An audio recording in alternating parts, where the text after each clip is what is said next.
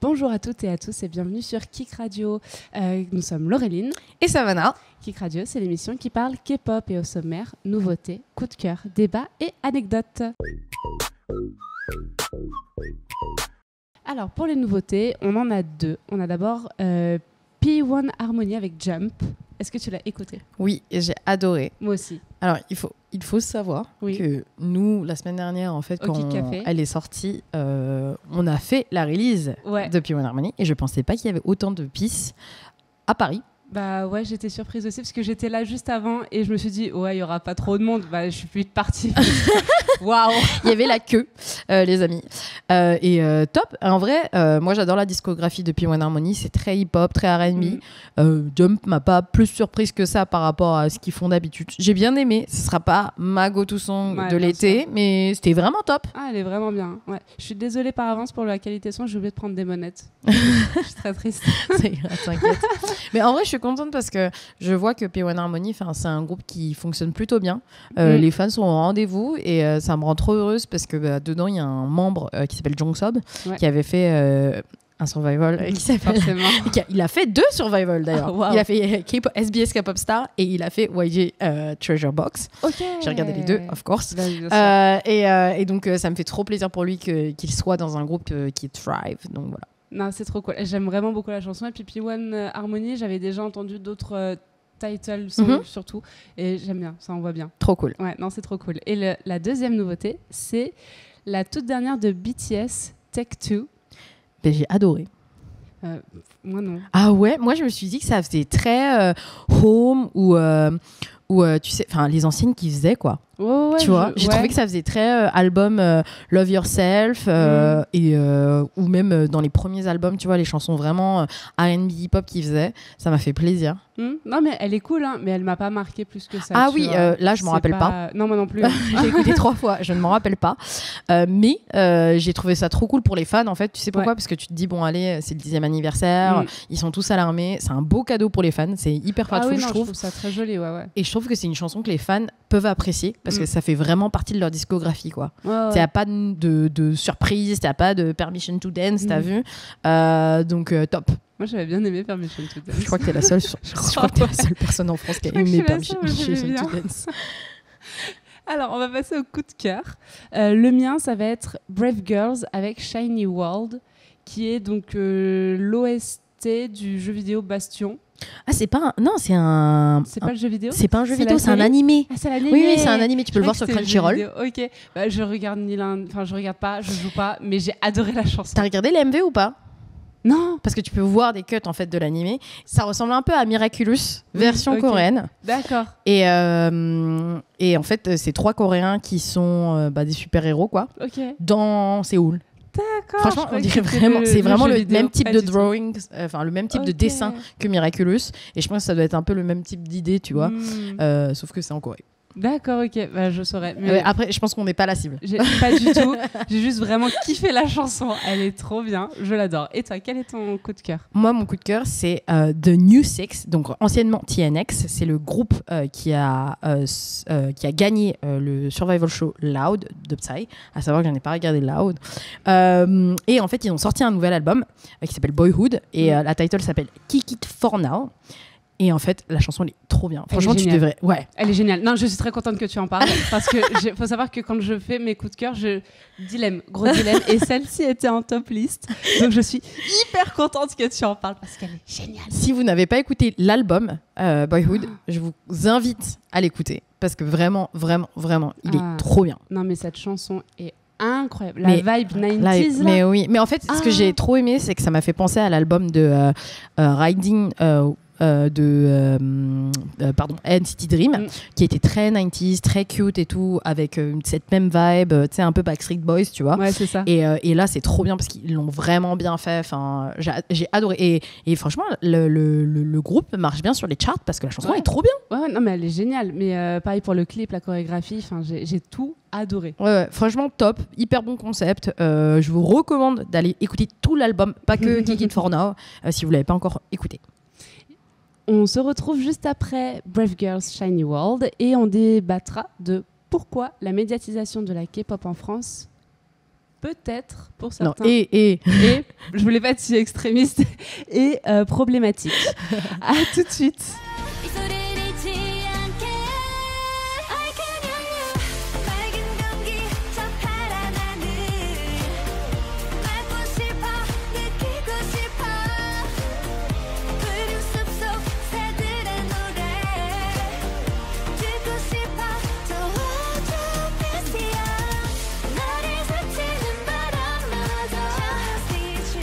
De retour sur Kik Radio. Alors, on va parler de la médiatisation de la K-pop en France. Est-ce que, Savannah, toi et moi, on a le même âge, on aime la K-pop depuis la Hyper même période, longtemps. très longtemps. Est-ce que tu te rappelles des tout premiers reportages sur la K-pop? mais moi, En je m'en France. rappelle comme si c'était hier. Mais La c'est même. tellement drôle. Mais vraiment. Mais en vrai, je pense que si ça repassait maintenant, mais les gens, mais Ah, les ils- télés, elles se feraient Très cancel, décla- en vrai. Ouais. Mais de ouf, tu vois. Et t'as un autre truc, moi, qui m'avait choqué. Enfin, alors, pour retracer Oui. un peu l'histoire, quand même, des apparitions de la K-pop en France, notamment à la télé, puis après aux journaux. D'abord, ça a été la télé qui a fait des reportages sur la Corée du Sud et sur le miracle de la Ah rivière Han, donc la success story de la Corée du Sud. On parle de la success story économique, bien sûr. Et donc, il y avait toujours des petites parties sur la K-pop, mais enfin, ça durait 2-3 minutes. Ouais. Je me rappelle d'un reportage de France 2 en 2012 ou en 2013 qui avait suivi EXO. Oui. Mais la première apparition télé d'un groupe de K-pop en France, c'est Sonyoshide avec The Boys en 2012 sur le plateau de Michel Denisot en prime time sur Canal+, donc dans l'émission qui s'appelle Le Grand Journal qui n'existe plus actuellement parce qu'elle a été cancelled. et franchement, enfin leur première apparition, bon, à savoir que Sonyoshide, donc d'accord, donc c'est le girl group de la nation, des superstars, des meufs qui font Tokyo Dome, 80 000 personnes sans problème, 3 soirs, des superstars dans le monde. Elles arrivent sur Michel Denisot sur le plateau et là t'as que des hommes qui font ah quelles sont belles ces poupées, mais que des remarques comme ça, mais vraiment mais tellement malaisant. Vous pouvez toujours voir le cut sur YouTube, c'est hyper malaisant. Donc ça c'était la première apparition télé d'un groupe de K-pop. Je pense qu'aujourd'hui si Blackpink était à la télé et qu'elle se faisait traiter comme ça, mais les gens ils auraient eu des procès. Ah ouais, c'est clair. Il faut savoir que c'était il y a 10 ans en arrière, donc les mentalités ont vachement changé. Heureusement. Encore heureux. Ouais, dans le bon sens. dans le bon sens. Surtout. Mais ouais, c'était catastrophique. Franchement, c'était catastrophique. Et même, tu as aussi après les journaux, donc on fast-forward un peu vers 2019, quand BTS a fait ses premiers concerts. Donc déjà, les gens ils se disent, mais attendez, c'est qui ces mecs qui font Bercy, C'est clair. qui font le Stade de France et qui font 80 000 personnes 2 soirs de suite. Et Le Figaro, sans aucune pression, a écrit ah oui, des gamines hystériques de 13 ans fans d'hommes à la masculinité floue ou de chanteurs à la masculinité floue. Donc c'est exactement le terme, je m'en rappelle comme si c'était hier. Je me rappelle qu'il y avait un blog qui s'appelle K-Phénomène qui avait écrit une tribune contre cet article, tellement, enfin c'était ça se comprend. C'était insultant en fait, autant pour les fans que pour le groupe. Tu te dis les gars, c'est des superstars, ils gagnent des Music Awards, ils sont invités partout et Le Figaro sans pression C'est clair. se permet de les insulter comme ça. Donc ça c'était en 2019, c'était il n'y a pas si longtemps les amis, c'était il y a 4 ans. Et aujourd'hui, toi qui fais beaucoup d'interviews ça a justement. un peu changé, je trouve. Enfin, ça a un peu changé parce que moi, j'embrouille les gens à la télé. Il faut le savoir. Hein. Genre là, je suis passée à Click et ils m'ont posé encore ces mêmes questions. Ah mais alors, moi, la question qui m'a fait le plus rire vraiment, c'était en mode, il passait un cut où tu avais un mec qui disait oui... mais en vrai, ils ont une sexualité qui est très androgyne. Ah oui, le psy là, le psy allemand. pour plaire aux queers et aux femmes, et on comprend pas trop leur masculinité. Et moi, je regardais le cut et j'étais en mode genre, ah ben, moi leur masculinité me dérange pas du tout. C'est clair. Je pense que c'est très eurocentré comme vision, enfin genre comme quoi la masculinité, il faudrait absolument avoir une bedaine et de la moustache et être, je sais pas, enfin avoir des poils, t'as vu, pour être masculin. Mais c'est ouf. Non mais c'est ouf de passer ça en 2023. Ouais, non ça j'avoue cette question elle m'a un peu interloquée.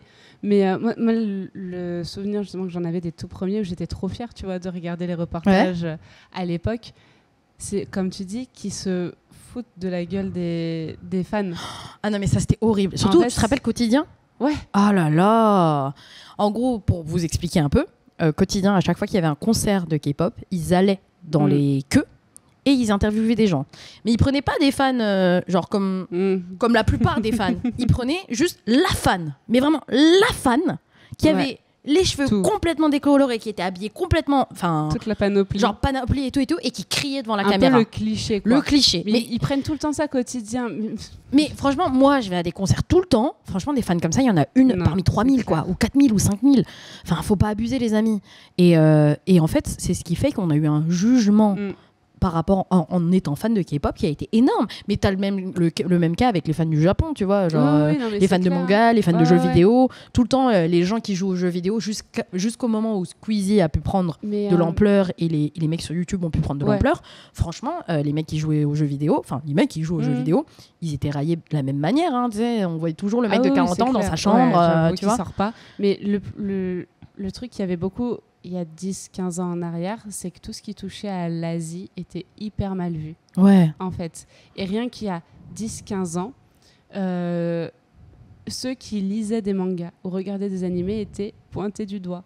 Aujourd'hui, c'est hyper répandu et limite, t'as pas regardé au moins un animé dans ta vie, qu'est-ce que tu fous ? Ouais, exactement. Et vraiment, moi, je me rappelle dans mon lycée. Bon, après, ok, j'avoue, j'étais dans un lycée de campagne et tout. C'était peut-être pas pareil dans les grandes villes, mais je sais très bien que dans mon lycée, il y en avait 2, voire 3 dans le lycée qui, regardaient des mangas, lisaient des mangas, regardaient des animés, lisaient des mangas. Et en fait, ils étaient, rejetés. Tout le monde disait, ouais, ils sont archi fans de Japon, ils sont trop chelous et tout. Et moi qui commençais à aimer la K-pop, j'étais en mode, ok, on va se taire jusqu'à la fin de ces jours et on ne va rien dire. Et un jour, en cours, j'avais dit que comme quoi, j'écoutais de la K-pop. Et il y en a qui m'a dit, ah ouais, genre tu lis les mangas et tout. Non, ça n'a rien à voir en fait. C'est pas du tout le même pays. C'est le Japon et c'est pas la Corée. Et j'étais là, ouais, c'est pas pareil. C'est pas pareil. Et en fait, t'avais vraiment ce jugement. Et les médias, ce qu'ils aimaient bien faire, c'était mettre des extraits de musique, c'était toujours les mêmes, où en fait, tu voyais Sonoshide, Ji, Shiny, Ring Ding Dong, et ils passaient que les extraits de refrains où tu entendais ring ding dong ring ding. Alors oui, certes, ça veut rien dire, mais c'est entraînant, c'est sympa à écouter et on s'en fout. Et en fait, tout le monde 10 ans après, la chanson elle marche toujours. Elle fonctionne toujours autant. Mais on en parlait en plus la dernière fois et ça m'énervait justement du jugement de ces gens-là qui ne prennent même pas la peine de faire des recherches plus approfondies. De juste dire, en fait, ils comprennent pas ce qu'ils écoutent. Mais est-ce que vos gamins qui écoutent du rap US ou même de la chanson pop US, ils comprennent ce qu'ils écoutent ? Oui, c'est pareil. Non. Et moi, j'en avais plein qui me disaient, de toute façon, tu comprends pas quand t'écoutes. Il y a des traductions qui existent. Il y a plein de gens qui comprennent pas Despacito. Non, mais c'est clair. Je veux dire, mais même des chanteurs français, tu comprends pas ce qu'ils racontent. Mais de ouf. Et t'écoutes quand même. Et c'est quand même vachement bien. Et ça m'énervait, ce jugement. Et encore, ce truc de... la musique des groupes de midinette, un peu comme les Beatles, un peu Tokyo Hotel et tout ça, tu vois. Mais en fait, t'as toujours ce truc-là des groupes, surtout de mecs, où c'est que pour les gamines, en gros. T'as ce sujet, je pense que comme la K-pop, c'est un genre qui est porté par les femmes. Ouais, c'est ça. En France, c'est le cas. 90% des fans de K-pop sont des femmes.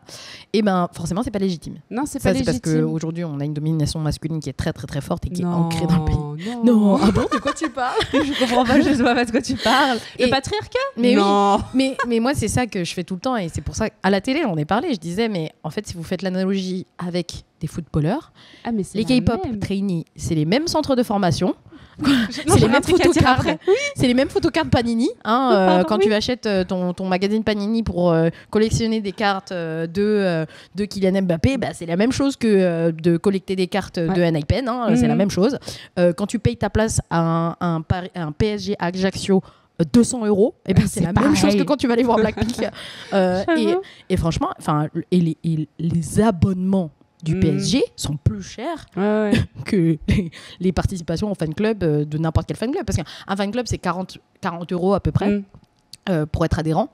Le PSG, pour être adhérent, c'est genre 500 balles. Donc, voire plus.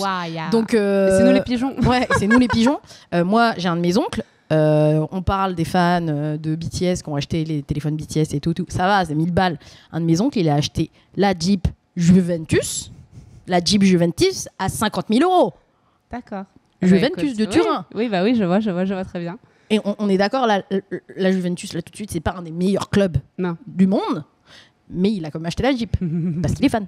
Mais tu vois, tu parles du foot et ça me fait penser, il n'y a pas si longtemps que ça, il y avait la Coupe du Monde de football Et je sais pas ce qui s'est passé, mais l'équipe de la Corée du Sud a fait sensation par rapport au visuel. Oh mon numéro Dieu. 10. Et en fait, tu avais ces Il était footballeurs trop beau. magnifiques, vraiment super beaux. Avec les cheveux longs. Oui, sûrement, je crois. Et en fait, tu avais à un moment donné, tu avais l'un des joueurs donc sud-coréens qui est sur le terrain, et tu avais plein de supporters, pas du tout coréens, ni même est-asiatiques, et qui... Le joueur se tourne vers eux, leur fait un sourire et un signe de la main. Ah, tu parles de Song Eun-min, ça. Je crois. Oui, Ouais. ça c'est un cut en gros. C'était Song si Eun-min drôle. est un des meilleurs joueurs, enfin, et le meilleur joueur vivant enfin, non, le meilleur joueur, pardon, de football de Corée du Sud. Il est actuellement à Tottenham. Donc, qui est un des meilleurs clubs d'Europe. Et il est au Tottenham Spurs. Et en fait, il a énormément de fanboys. Et donc, c'est un cut en gros dans un match de Tottenham où il fait coucou aux supporters de Tottenham, donc en Angleterre. Et tous les mecs sont en mode. Je te jure. On dirait un fan meeting. Limite, ils rougissaient et tout. Et les fans de K-pop étaient là en mode. Et après, c'est nous qui passons pour les petites gamines et tout, quoi. Mais je te jure, mais en fait, c'est ça le problème. J'ai trouvé ça tellement mignon. Et je disais, mais pourquoi est-ce que juste les gens ne se respectent pas? Regardez, ils sont trop mignons. C'est des supporters de foot. C'est trop chou, tu vois. Ils sont hyper tu vois, nous, impressionnés. Nous, on les respecte, mais eux, ils nous respectent grave. C'est ça. Mais c'est ça qui est saoulant. Mais en plus, on voit que les supporters, non pas du tout, je suis encore dans le foot, mais les fans de K-pop, ils sont vraiment. Quand ils sont présents, ils sont présents. On se rappelle, et ils en avaient parlé, en plus, je crois, dans ce reportage d'Arte, du meeting de Trump. Ah oui, bien sûr. Où en fait, tu as plein de fans de K-pop qui ont acheté les places pour ne pas y aller et faire en sorte qu'il n'y ait personne. Tu avais aussi un top tweet, c'était, je crois, What Lives Matter. Et ils avaient mis que des fancams de K-pop pour justement cacher tous les messages haineux des suprémacistes blancs. Et c'était génial. Et j'ai eu plein de potes qui sont pas du tout dans la K-pop et tout, et qui même des fois peuvent avoir le jugement facile, qui pour le coup étaient en mode non, là c'est vraiment trop bien, quand vous êtes là, vous êtes vraiment là. Et ça c'est trop bien. Ils ont de bonnes actions. T'as aussi pareil, t'avais plein de fan clubs de BTS qui au nom de BTS ont nettoyé des rues, des plages et tout ça, qui ont fait plein de mouvements écolos. Et en fait c'est chiant d'être juste réduit à bah oui, quand t'as un concert tu cries. Mais en fait, tout simplement. C'est pour ça que enfin ça j'en ai pas parlé, mais en 2020, ma première interview c'était avec Combini, où il m'avait interviewé sur l'activisme des fans de K-pop. Et moi, le premier activisme que j'ai fait, donc bien sûr quand j'étais jeune, j'avais déjà fait la course contre la faim et tout. Mais le premier activisme que j'ai fait en tant que fan, c'est que j'avais donné de l'argent, je crois que pour l'anniversaire de Sumin, pour acheter du riz pour des orphelinats. Hyper random, en Corée. D'accord, ok. Non, mais c'est trop stylé. Genre, et mais en fait, les fans de K-pop, ça, je pense que beaucoup de gens ne le savent pas, mais pour les anniversaires des membres de groupes, souvent, ils font des donations de charbon, de riz, de denrées alimentaires pour des orphelinats ou pour des pays. Oui, voilà, c'est ça. Et en gros, ça, c'est vraiment les fans de K-pop qui s'organisent pour faire ce genre de choses. On reparle de BTS. BTS, pendant Black Lives Matter, t'as eu, en fait, les ARMY qui ont donné autant que BTS. BTS a donné 1 million, les ARMY ont donné 1 million, James Corden a donné 1 million. Pour justement cette cause-là. C'est ouf. James Corden, qui s'est fait allumer. Ah bah bien par sûr, RM, en même temps, parce qu'il avait dit... C'est drôle. Des conneries, quoi. En effet, il avait fait, c'était, je sais pas, une espèce de chronique un peu drôle ou je sais pas quoi, où il disait que les BTS, c'est que des gamines surexcitées de 15 ans et tout ça. Ouais. Et tout le monde était à dire, mais en fait, t'es censé être leur super pote. Ouais, quand tu peux pas dire ce genre de choses. C'est genre la maison, t'es papa mochi et tout, tu vois, t'as pas à dire des trucs comme ça. Et quand ils sont revenus, je me suis dit, j'espère qu'ils vont l'allumer. Il l'a embrouillé. Il l'a embrouillé, je te jure. Classe. Vraiment classe RM, mais magique. Vraiment magique. Et il savait plus où se mettre, James Corden. Non, mais c'était une blague, c'était pour rigoler. Bien sûr. Ouais, bien sûr. Bien sûr, bien sûr. Mais je pense que, tu vois, là, je le vois. J'ai la chance d'être interviewée et d'être contactée par plusieurs télés pour pouvoir justement en parler. Quand j'ai fait le reportage sur Click, l'interview sur Click, c'était très positif. Ah oui, non, la manière dont ils posaient leurs questions, la curiosité qu'ils avaient était vraiment positive. Et c'était pas du tout essayer de poser des questions. Après, tu as encore des choses négatives, par exemple, les questions sur le suicide. Franchement, la dernière fois, je vais pas vous mentir, je vais vous raconter la vérité. Le Parisien qui me demande, oui, mais vous pensez qu'il se suicide à cause des fans? Non mais, on est en 2023. Réveillez-vous. Vraiment. Mais moi, je sais pas quoi dire. Enfin, quand je suis au téléphone, je suis en mode, mais les amis, vous savez que les gens se suicident parce qu'ils ont des problèmes mentaux. Non, mais c'est ça. Enfin, je suis désolée. Les gens se suicident pas comme ça. C'est pas. Enfin, c'est un fait très grave de se suicider. C'est un problème mental qu'on a. Enfin, c'est hyper grave. C'est des gens qui sont dans des situations de détresse et d'anxiété et de complètement de je sais même pas comment dire, de mal-être. Non, mais ouais, tu vois ça, oui. Comment tu peux mettre ça sur le dos de gens qui aiment des idoles de K-pop, tu vois? Je suis d'accord, hein, que tu as des grosses dérives comme les Saseng, comme des fans complètement folles qui outrepassent, et pour moi, c'est pas des fans, tu vois, qui outrepassent les barrières d'être fan. Mais comment tu peux dire que des gens qui adorent des artistes, qui les soutiennent, qui achètent leurs albums, qui vont à leurs concerts, sont la cause de leur mort? Ah non, mais c'est horrible de dire ça. Vraiment, mais moi, quand je les ai au téléphone, je suis en mode, s'il vous plaît, faites vos recherches, travaillez mieux.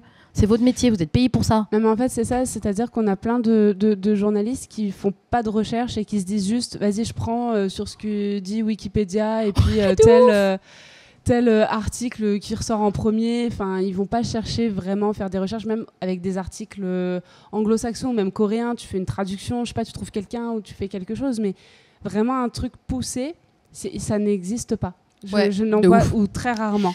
Par contre, il y a eu le reportage de Antoine Decaune, Ma boule de Séoul, qui était sorti en 2010 ou 2011, je crois. Il était vraiment génial pour le coup. Et Antoine Decaune, on connaît le personnage et tout. J'étais un peu sur la réserve. Et non, franchement, c'était hyper bien fait. Alors, tu avais quelques petits trucs drôles. À un moment donné, il va voir un chirurgien esthétique et il dit voilà, si par exemple j'étais coréen, qu'est-ce que vous feriez comme opération? Et là, il te fait il te modélise son visage avec toutes les opérations, mais il ressemblait plus à rien. C'était si drôle. Mais tu vois, c'est des petits trucs comme ça où après il va dans une école justement qui forme des futurs idoles. Et c'était trop bien parce que c'était des très jeunes, très petits ados. Et c'était trop bien parce qu'il échangeait avec eux, il faisait des jeux et tout. C'était trop bien et c'était hyper bienveillant. Et il y avait Adrien Lee, qui est animateur télé sur Arirang TV et qui est franco-coréen. Et pareil aussi, il faisait la visite de marché, de la ville de Séoul. Et c'était trop bien. Et ça faisait vraiment plaisir à cette époque-là. Bien sûr. Au début de la médiatisation de la K-pop en France et de la Corée, même en règle générale en France, ça faisait trop plaisir d'avoir ça. Mais je pense qu'aujourd'hui, ça a complètement changé parce que l'argent. Ouais. On va pas se mentir, je pense qu'aujourd'hui on a une manière de parler qui est beaucoup plus positive dans les médias français de la K-pop, parce qu'ils se rendent compte que Blackpink c'est toutes les égéries de plein de marques, qu'elles font le Stade de France, BTS fait le Stade de France, qu'aujourd'hui si tu associes ton nom à des idoles de K-pop, et forcément ça fonctionne. Et donc, je pense que tu as un vrai shift dans les médias français parce qu'ils se disent, mais en fait, si on fait un faux pas, on est mort. C'est clair. Ils ne vont pas vous louper. Et je finirai juste sur ça, le fait qu'on te pose beaucoup de la question pourquoi tu écoutes de la K-pop, et c'est hyper jugeant comme question parce que c'est comme quand tu manges quelque chose et qu'on te dit pourquoi tu manges ça, ou pourquoi tu vas là, pourquoi tu fais ça. Pourquoi tu écoutes du rap? Non mais c'est ça, en fait, pourquoi tu écoutes de la musique, en fait c'est un peu ça, on n'écoute pas tous que de la K-pop, on écoute beaucoup d'autres choses, et même la K-pop c'est de la pop en fait. On va pas te dire pourquoi tu écoutes de la pop. Mais moi c'est ça un truc qui me rend ouf, c'est que la plupart des gens sont en mode genre mais pourquoi tu écoutes de la K-pop, comme si c'était nul. Ouais, c'est ça. Les productions musicales de la K-pop sont tellement plus compliquées et intriquées que la plupart des chansons françaises aujourd'hui. Non, mais que 100% des chansons françaises aujourd'hui.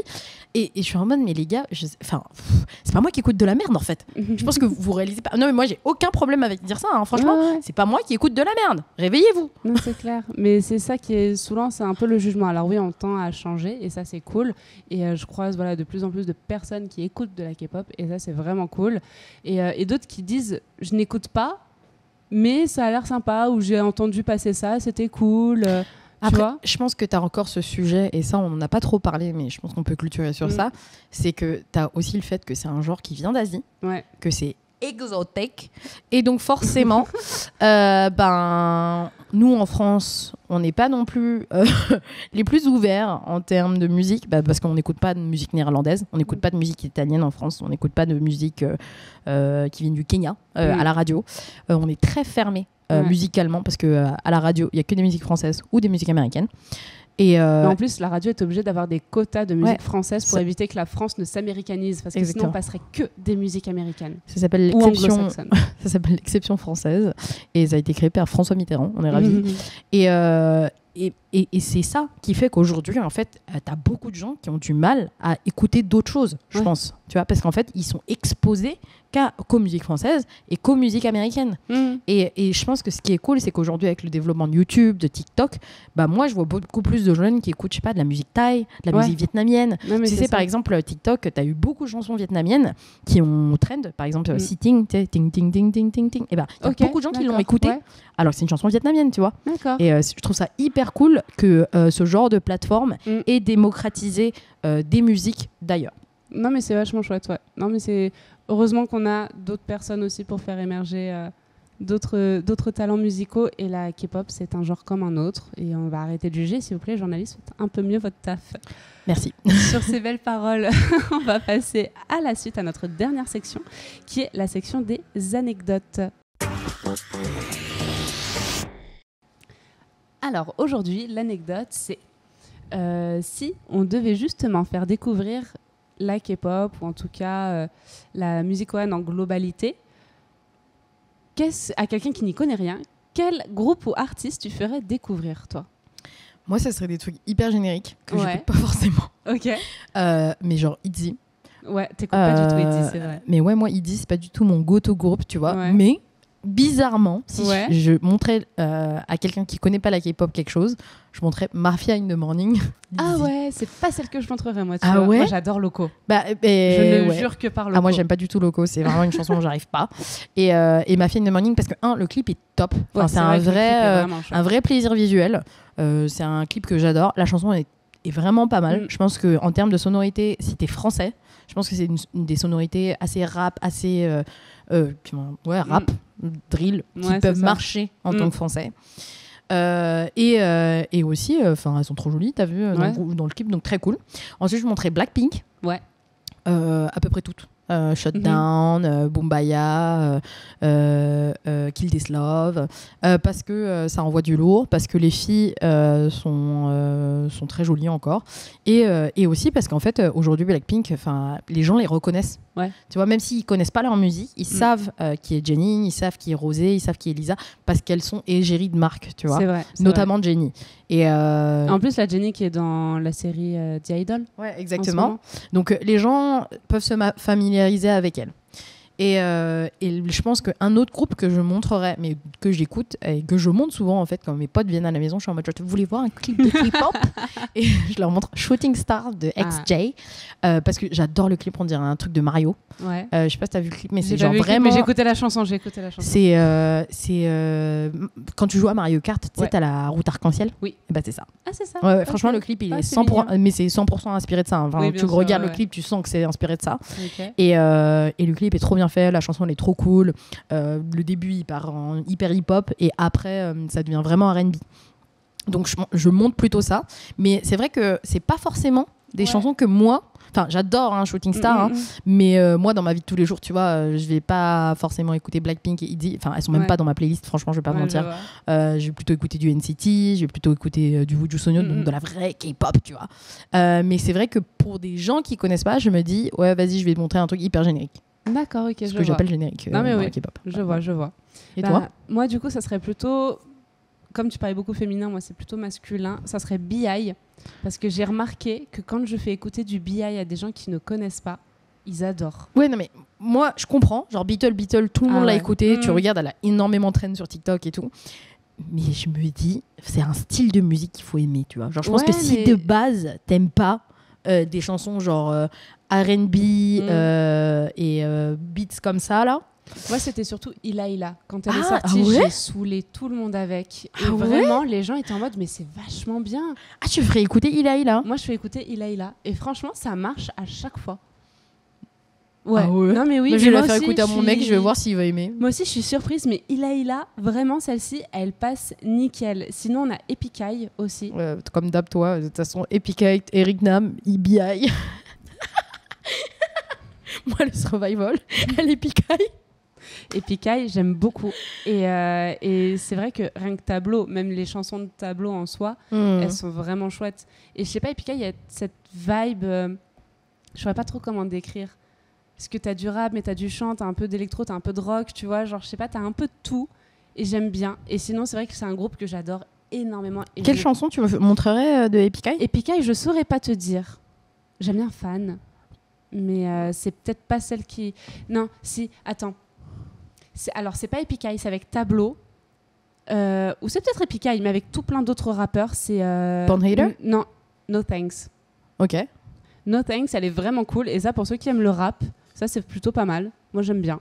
Et sinon, c'est un duo dont je parle pas énormément et je devrais plus en parler. C'est Lee Sang, qui est pas hyper connu. Le rappeur Kelly, qu'on voit beaucoup dans Running Man. Ouais. Et le chanteur, j'ai complètement oublié son nom. My bad, je suis désolée. Mais eux, j'aime bien parce que il y a le rap, il y a le chant, t'as de bonnes prods derrière, un peu presque orchestre et tout. J'aime beaucoup ce qu'ils font. C'est très posé. C'est marrant, tu mettrais vraiment des trucs vraiment underground. Ouais, un peu underground, tu vois, mais qui fonctionnent. En fait, où t'as des sonorités que tu peux un peu retrouver partout. Et je sais pas, pour montrer aussi peut-être que c'est pas que des trucs, je sais pas, tout mignon ou too much, tu vois. Comme nous, on aime bien. Je sais pas comment décrire, mais moi, je ferais écouter Après, ça. tu vois, genre moi, les chansons que j'écoute, par exemple, tu sais, NCT, tu vois. T'as plein de chansons bizarres d'NCT, je suis désolée. Hein, genre non, mais je sais, hein. genre Simon Says et tout. Ça, clairement, quand je montre à mes potes, ils sont en mode c'est quoi ça? Surtout Simon Says, le début et le clip, c'est vraiment what the fuck, je suis désolée. Puis leur chorégraphie, elle est chelou. Ouais, aussi, ouais. Non, mais tout est chelou dans Simon Says. Moi, j'adore hein, Simon Says. Hein. Mais tout est chelou. Et clairement, moi, quand je monte ça, moi, je trouve que la chanson, elle est incroyable. Mais mes potes, ils sont en mode genre, mais qu'est-ce que c'est, tu vois? Ouais, je sais, mais justement, tu vois, moi, je montrerai pas du NCT. Ouais, non, mais oui. Pour le coup, voilà, c'est ça. Je pense que c'est beaucoup trop alternatif pour des goûts français. Et c'est pour ça que je me dis que peut-être Biaï et Pikaï et Lee Sang, ça matcherait bien. Peut-être. En plus, Biaï et Pikaï ont fait un duo et c'était très bien. Ouais, c'était très, donc, très cool. moi, ce sera les artistes que je montrerai. Et Biaï, vraiment, je fais chier tout le monde avec lui. Mais voilà. Et Ila, ça marche à chaque fois. Et sinon, si, la dernière fois, c'était Iki de Card. Ah ouais? Mais je te jure. Mais des chansons random. Mais random. C'est-à-dire que j'ai réussi, là où je travaille sur la radio généraliste, à faire passer Iki et Queen Card. Et en fait, pendant qu'il y avait Iki, j'ai un des bénévoles qui n'est pas du tout dans le délire et qui m'a dit « Mais c'est quoi ça ?» Ça, c'est Card, c'est un groupe de K-pop. Et il me fait « C'est vachement bien. » Mais Queen Card, je pense que c'est vraiment facile aussi de la passer. Queen Card, c'est très facile, mais là, c'était vraiment Iki, pour le coup. Queen Card, quand je suis passée à Click, t'as plein de gens qui m'ont dit après, ils m'ont dit « Ah, la chanson est trop bien !» Non, mais c'est ça. Oui, en même temps, oui, c'est sûr. Elle a fait 9 wins, là. Donc forcément, elle est trop bien. Non, mais vraiment. Mais du coup, voilà. Moi, mais c'est drôle parce que je trouve qu'aujourd'hui, beaucoup plus de gens peuvent aimer la K-pop. Enfin, tu le vois avec Cupid de 50-50. Ouais. C'est une des chansons les plus streamées de 2023. Ah ouais. Mais la version anglaise. Worldwide. Hein. Ouais, la version anglaise. Mais Worldwide, la chanson, elle est tellement streamée. Les gens l'adorent. Moi, je vois plein de locals sur TikTok ou sur Twitter en mode genre, cette chanson, elle est trop bien. Bah oui, les gars. En fait, c'est juste de la K-pop, quoi. Non, mais c'est ça. Mais c'est cool parce qu'il y a des gens qui, sans le savoir, écoutent de la K-pop et qui se disent. Comme KDA. Tous les gamers qui ont écouté KDA. Tu sais, KDA de League of Legends. Ah oui. Et qui sont en mode mais c'est trop bien. Et je suis en mode c'est de la K-pop. C'est de la K-pop, les gars. Quoi? Non, mais moi, j'ai un de mes potes, c'était vraiment ça. Hein. Je lui ai dit, mais tu sais que c'est de la K-pop. Et il était en mode, mais non. Si. Non, tu te moques de moi, tu veux me faire peur, en fait. Mais ouais, et KDA, peu de gens savent que c'est de la K-pop. Mais bon, les gars, c'est produit par Soyeon. Donc, non, mais oui. Voilà. Mais trop bien. J'aime bien les gens qui découvrent d'un coup, out of nowhere, que, en fait, ce qu'ils aiment bien, c'est de la K-pop. On va finir sur ces très bonnes paroles. Je dis tout le temps ça en ce moment. On revient la semaine prochaine avec comme sujet, peut-être pas la meilleure des formulations, mais ces artistes hypés un peu en déclin. Non, c'était plus en mode genre, est-ce qu'il faut continuer à hyper les artistes lazy. Fainéant, c'est bien ça l'idée. l'idée. Ouais, lazy. Ah, j'aime bien. Donc, faut-il continuer à hyper des artistes un peu lazy? On n'oublie pas les réseaux sociaux. @Paris-Séoul-FM. @K-pop is for cool kids. Ou retrouvez-nous au Kik Café au-dessus d'Alexandrie à Paris. Et on a aussi la chaîne YouTube Paris-Séoul TV. N'hésitez pas à aller jeter un coup d'œil dessus. Et on se quitte sur de New Six, Kick It For Now. À la semaine prochaine. It all comes back